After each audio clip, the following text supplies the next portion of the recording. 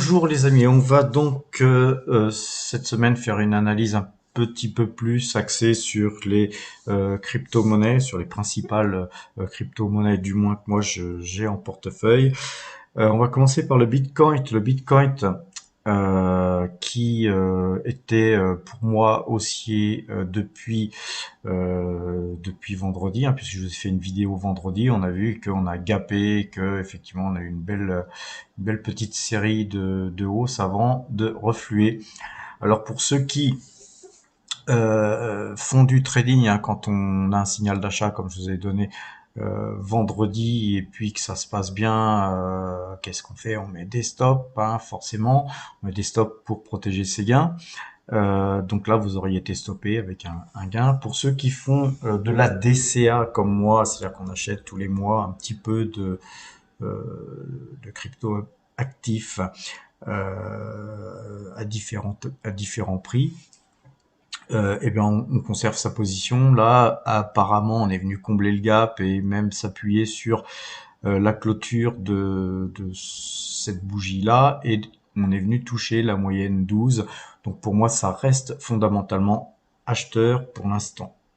Je vous avais parlé un petit peu de l'Ethereum, même configuration, hein, sur l'Ethereum cette semaine, avec peut-être un léger avantage sur l'Ether que sur le Bitcoin, puisque la configuration est beaucoup plus sympathique. On n'a pas pu combler le gap, contrairement au Bitcoin où le gap avait été comblé sur la même configuration. On n'est pas venu s'appuyer sur la moyenne 12, c'est-à-dire que quand ça a baissé moins fort sur l'Ether tout simplement, et quand ça a monté légèrement plus fort sur l'Ether que sur le Bitcoin, mais dans une même tendance.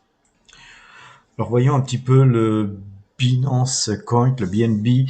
Lui est resté beaucoup plus acheteur effectivement aussi que le Bitcoin et même que l'Ether, puisque on a eu une petite poussée là qui avait cassé ces deux points hauts.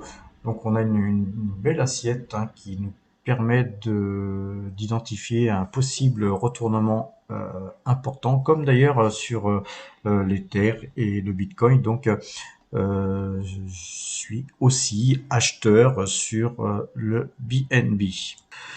Voyons un petit peu le Cardano. Alors le Cardano, là on a aussi une configuration assez similaire, une bonne poussée de hausse. Là je viens moi d'en prendre une toute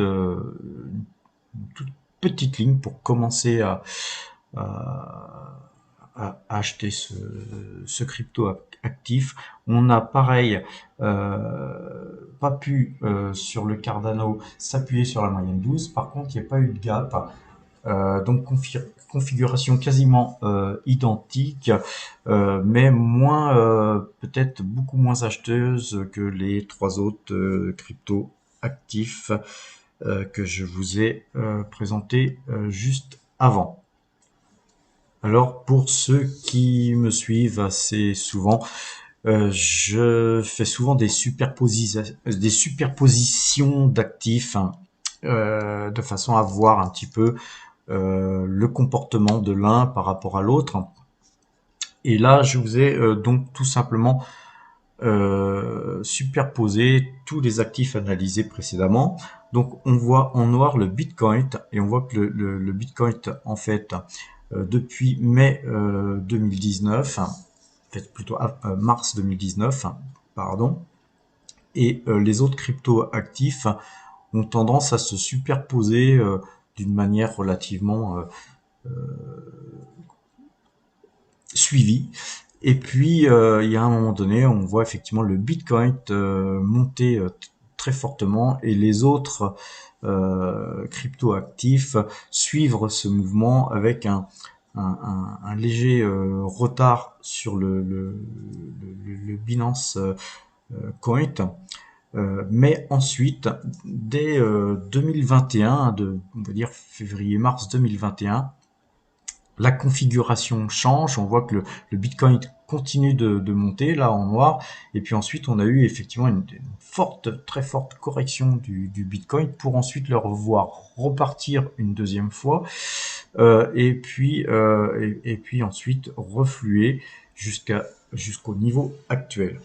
Pendant toute cette période où le Bitcoin a un petit peu eu des hauts et des bas, mais relativement condensés, on s'aperçoit que l'Ether, lui, à partir du mois d'avril 2021, est beaucoup plus en vert, hein, vous le voyez en couleur verte, beaucoup plus haussier que le Bitcoin, mais avec des mouvements beaucoup plus erratiques, hein. C'est-à-dire quand on a des hausses, elles sont beaucoup plus fortes que sur le Bitcoin, mais par contre quand on a des baisses en amplitude, les baisses sont aussi beaucoup plus fortes que le Bitcoin. Donc c'est beaucoup plus volatile, et les écarts de cours sur plusieurs jours sont beaucoup plus conséquents que sur le Bitcoin, qui finalement apparaît beaucoup plus stable que l'Ether. Quand on regarde aussi en rouge le Binance Coin, le BNB, on s'aperçoit que le BNB, lui, avait flambé depuis février, on va dire 2021, il avait flambé de 5000% en gros, hein, pour refluer et ensuite repartir, mais avec des mouvements aussi beaucoup plus erratiques, et finir par rebaisser au niveau actuel. Mais si on regarde dans les faits depuis, on va dire janvier 2021, le grand gagnant de toutes ces monnaies, avec tous les mouvements qu'il y a pu y avoir, ça reste le Binance Coin, qui superforme par rapport à ces trois autres crypto-actifs, dont j'ai pas encore parlé, que c'était le Cardano, qui lui, alors lui par contre du coup a fait des points des points beaucoup plus hauts, et puis là on s'aperçoit que il est vraiment redescendu au niveau, hein, de l'Ether. Et donc en gros le Cardano, moi j'en ai pris un tout petit peu juste en diversification là cette semaine, mais sans grande conviction, hein. J'ai beaucoup plus de conviction sur le BNB et le Bitcoin, hein, puisque le Bitcoin, hein, c'est quand même le roi des crypto-monnaies. Donc moi j'en achète un petit peu tous les mois une petite quantité, une très petite quantité, et du BNB, j'achète beaucoup plus de BNB en fait que le Bitcoin.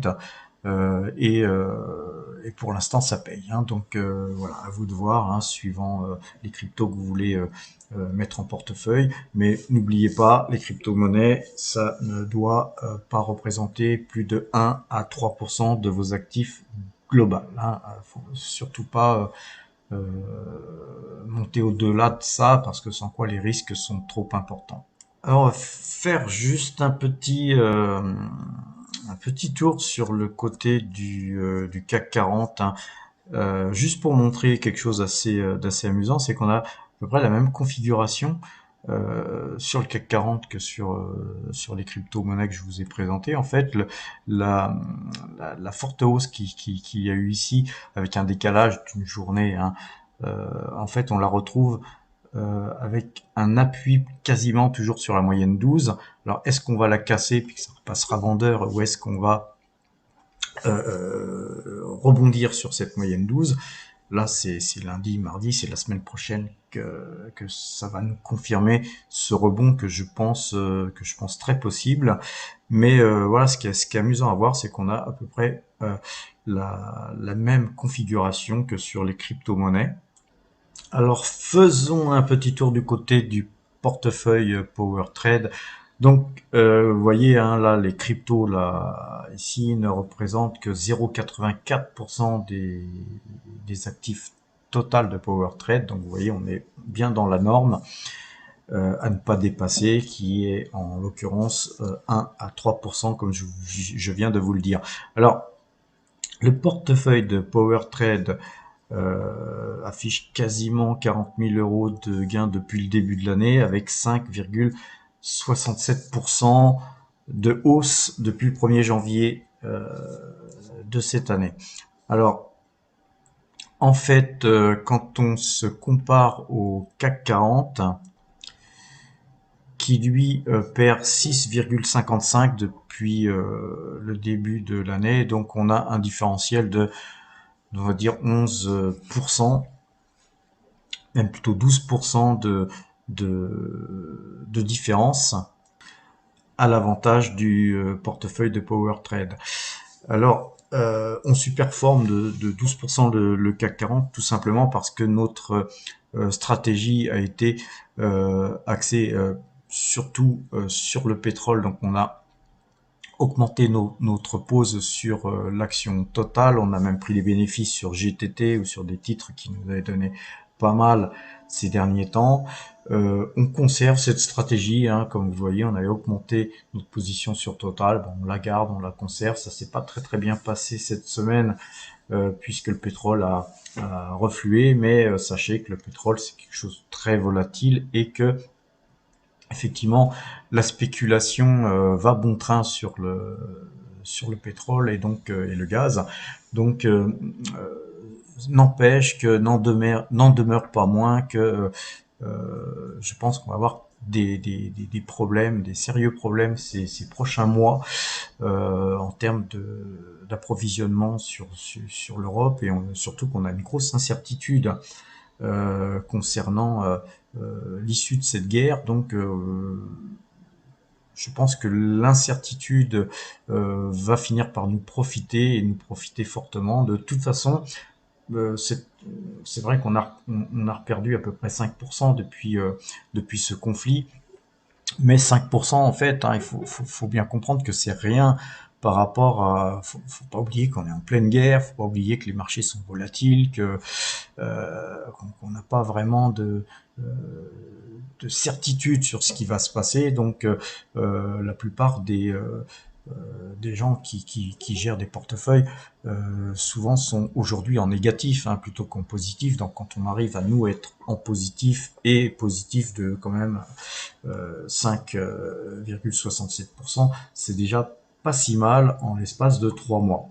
Donc on va conserver nos positions, on bouge rien, on ne change pas notre stratégie. La stratégie Power Trade ne change pas. On n'a même pas daigné acheter quoi que ce soit. On a les dividendes de Total qui sont tombés. Pour l'instant, donc on a nos liquidités hein, qui ont un petit peu gonflé. Bon, on n'a pas seulement les dividendes Total hein, qui sont tombés. On a eu plusieurs sociétés conversées, mais pour nous, hein, le plus gros dividende, c'est Total qui a versé son dividende. Donc, on va voir cette semaine dans quoi nous allons investir. Il est possible qu'on consolide sur Total, hein, c'est-à-dire qu'on continue à acheter un petit peu de Total et que peut-être, pourquoi pas, consolider sur des valeurs où on est beaucoup moins exposé, comme Michelin, Schneider, Pfizer, Coca-Cola. Là, pour l'instant, j'ai pas vraiment de stratégie, mais en tout cas, ces liquidités seront investies sur des titres qui en vaudront la peine et qui figurent déjà dans la liste. Ici, hein, on va certainement peut-être même aussi se positionner sur des valeurs asiatiques comme Thai Beverage ou DBS Group, Jutien. Là, pour l'instant, c'est un petit peu flou pour l'instant pour vous dire sur quoi on va se polariser. En tout cas, c'est pas forcément un mal que d'augmenter ses liquidités dans la période actuelle, surtout que nos liquidités ne représentent que même pas 5% du portefeuille. Voilà. Voilà, écoutez les amis, je vous souhaite un excellent week-end et à la semaine prochaine.